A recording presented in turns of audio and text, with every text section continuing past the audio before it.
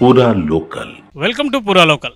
నిన్న గత రాత్రి కురిసిన భారీ వర్షానికి ఇక్కడ పార్సిగుట్ట దగ్గర రామ్నగర్లోని ఒక వ్యక్తి అయితే కొట్టుకొని పోవడం అయితే జరిగింది. మోరి నాళాలు ఉన్నాయి కదా, మీరు సాఫ్ చేయాలి. లోపలికి వెళ్ళి చెత్త మంచిగా తీసి లారీలో కొద్దిగా వెళ్తుంది ఆ మట్టి. మన బస్తీకి మంచిగా చేస్తాడు కదా అనే కదా మనం ఓట్లు వేస్తాము. ఇదివరకు ఒక 5-6 ఏళ్ళ కింద కూడా ఒక ఆడామె చచ్చిపోయింది. ఇంత గంటలు రాదు, ఒక 2-3 గంటలు కూడా పడదు. 10 నిమిషాలు పెద్ద వర్షం వచ్చిందంటే ఫుల్ నీళ్ళు వచ్చేస్తాయి. ఇంతవరకు ఎవరు చూసిపోలేదు అసలు. మనుషులన్నా పోతారు, లేకుంటే వెహికల్స్ అన్నా పోతాయి.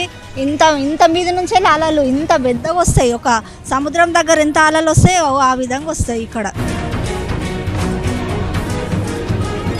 ఒక ఆయన మనిషి ఒకసారేమో ఆ పెద్ద మూరలో దొరికిండు, కొట్టుకొని వచ్చి ఏడికెళ్ళి వచ్చిండు. ఆ పెద్ద మూరలో దొరికిండు. ఇగో పిక్చర్స్ ఉంటుంది వెనకాల, ఆశీర్వాద్ అపార్ట్మెంట్స్, ఆడ దొరికిండు. ఆయన కొట్టుకొని వెళ్ళిపోయిండు. రాత్రి ఈడ వండుకుంటే లేపిన ఆడ వండబెట్టిన నేనే. మొత్తం చెరువు అయిపోతుంది, మొత్తం నిండా మనుషులు పోవాలంటే భయపడతారు ఈడికి రావాలంటే.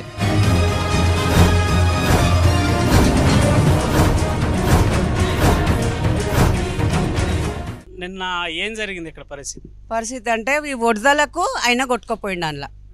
అందులో కొట్టుకుపోయిండు. ఆయనకు సేఫ్టీ లేకుండే.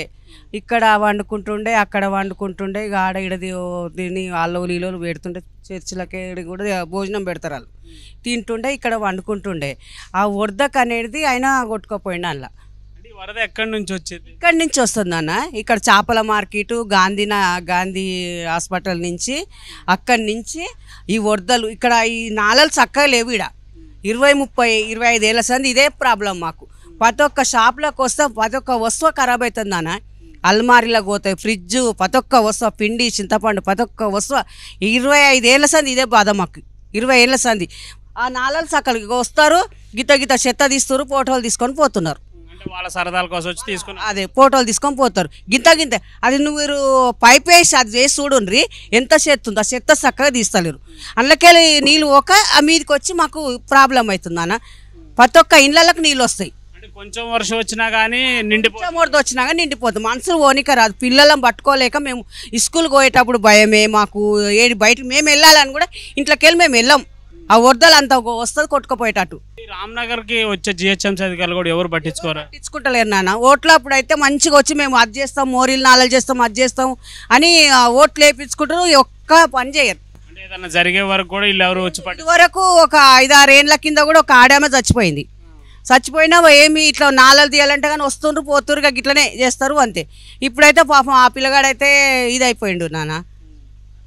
కుటుంబం కానీ ఏం లేదండి, ఇక్కడ ఉన్నారు, వాళ్ళ ఫ్యామిలీ ఉన్నారు. ఇక ఆయనకు అట్లా ఇక్కడనే వాళ్ళ ఇల్లు సొంత ఇల్లు వాళ్ళది అది, కానీ కట్టుకోలేకపోయినరు. ఇక అది ఇంట్లోకి నీళ్ళు వస్తాయి అని గుల్లగొట్టుకురు. ఇక వాళ్ళ పరిస్థితి మనకు తెలియదు నాన్న. మరిగా ఇక బాబా ఈయనే ఉంటుండే, ఇక్కడే తిని ఇక్కడే పడుకుంటున్నారు. అంటే వర్షం అవుతుందని చెప్పేసి పక్కకుంట వల్ల నీళ్ళలో అది ఇక్కడే వంతాడు. వర్షం వస్తే చర్చి దగ్గర వండుకుంటాడు. ఆయన సేఫ్టీ ఉంటే వండుకుంటాడు. ఇక ఆడనే తింటాడు, ఆడనే అన్నీ చేసుకుంటాడు. ఆ రోజు అది ఏంది ఆయనకు ఏమైందో ఇట్లా నిద్ర మబ్బులో పడిపోయింది తెలియదు అంతేనా. నాడ 2 కార్లు ఉండే పట్టుక ఆ మనిషి దొరికిండు, కానీ దొరకకపోతుండే ఆయన. ఎంత దూరంలో దొరికినా ఇక్కడనే పక్క గల్లీలోనే దొరికిండు ఆయన. ఆ కార్ల నడుమ ఇట్లా అడ్డం వచ్చేపట్టుకే దొరికి పొడుగులైన ఉంటే అది దొరకకపోతుండే. వరద నీళ్ళ వల్ల ఎవరు చూడలేకపోయారు ఆయన కొట్టుకో. అక్కడ మాకు తెలుసు కదా, ఇక్కడ అంతా మన బస్తీ వాళ్ళమే కదా, వాళ్ళు చూసి పలానా ఆయన అని చెప్పిండ్రు అనమాట. అధికారులు అయితే ఈ డ్రైనేజ్ గురించి ఎప్పుడు పట్టించుకోలేదు. ప్రతి ఒక్కరు వస్తున్నారు, చూస్తున్నారు.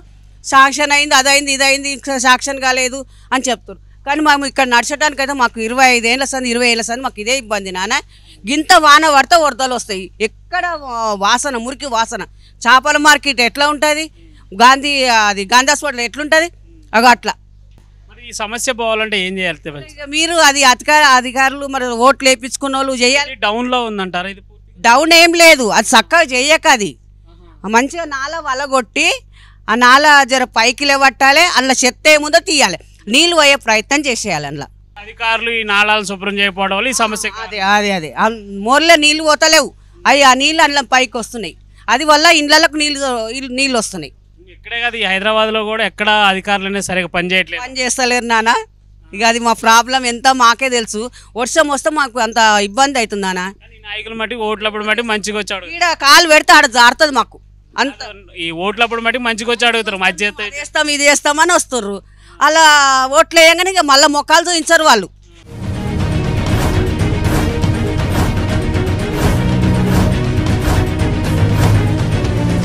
ఏడు సంవత్సరాల నుంచి ఇదే వరద. ఇంకా మోరీలు కూడా కారుతుంటాయి.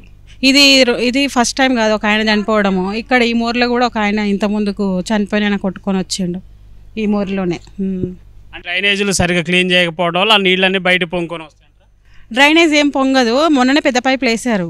పెద్ద పైపులు వేసినా కూడా మరి ఈ మధ్య అంటే 1 year కూడా కాలేదు వేసి పెద్ద పైపులు వేసారు. అయినా కూడా ఇంత ఎత్తున మాకైతే అసలు ఇంట్లోకే వచ్చినాయి నీళ్ళు. మాది ఇక్కడే ఇల్లు పక్కన, ఇంట్లోకే వచ్చినాయి నీళ్ళు. మొత్తం మా బండి ఖరాబ్ అయిపోయింది. ఒక కారు కొట్టుకుపోయింది, ఇక్కడ ఆటో కొట్టుకుపోయింది.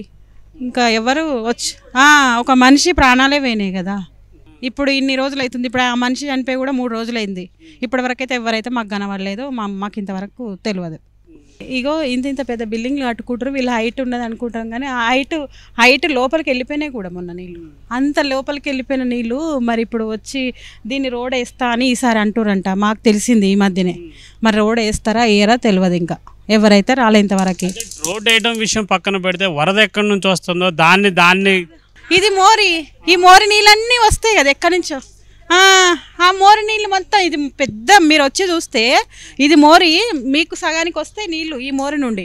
ఈ మోరి నీళ్ళు ఇటు పోక ఇక్కడ నుంచి ఇటు వచ్చేస్తాయి మాకు.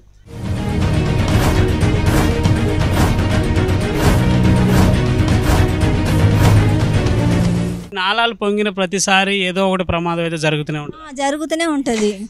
మనుషులన్నా పోతారు, లేకుంటే వెహికల్స్ అన్నా పోతాయి. ఇంత మీద నుంచే అలలు ఇంత పెద్దగా వస్తాయి. ఒక సముద్రం దగ్గర ఎంత అలలు వస్తాయో ఆ విధంగా వస్తాయి ఇక్కడ.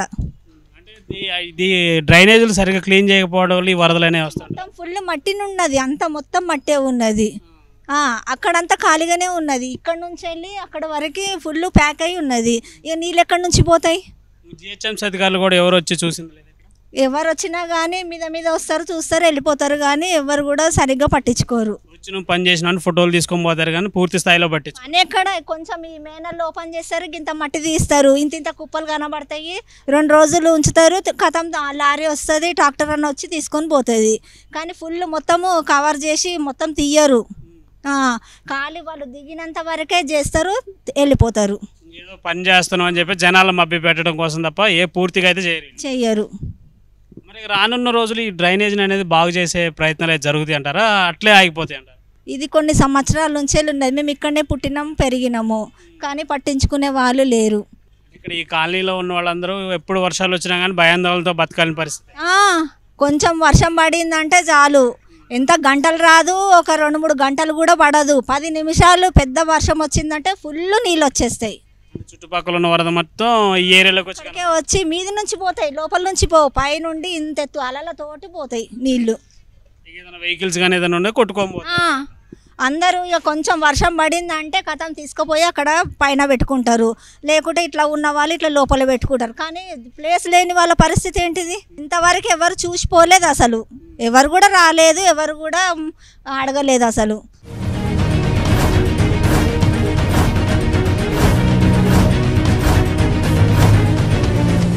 ఈడ మొత్తం డ్రైనేజ్లు పడిపోతాయి. ఒక ఆయన మనిషి ఒకసారేమో ఆ పెద్ద మోర్లో దొరికిండు, కొట్టుకొని వచ్చి ఏడికెళ్ళి వచ్చిండు.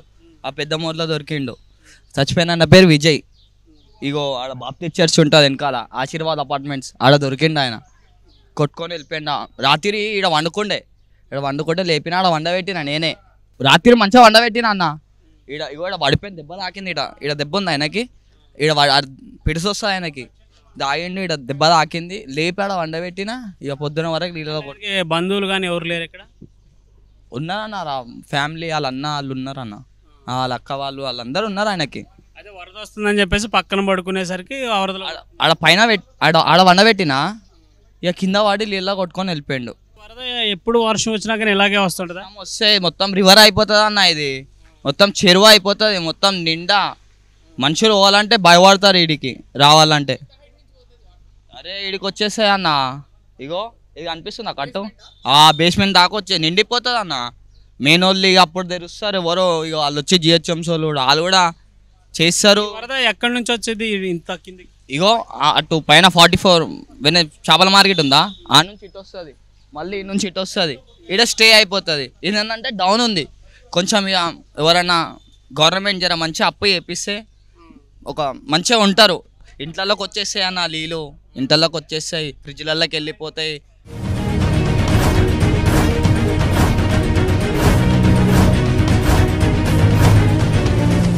చూశారు కదా, ఈ వెనకాల ఉన్న బోర్డులు కూడా లోతట్టు ప్రాంతం అనేది చెప్పేసి బోర్డులు అయితే పెట్టడం జరిగింది మన చుట్టుపక్కల కూడా.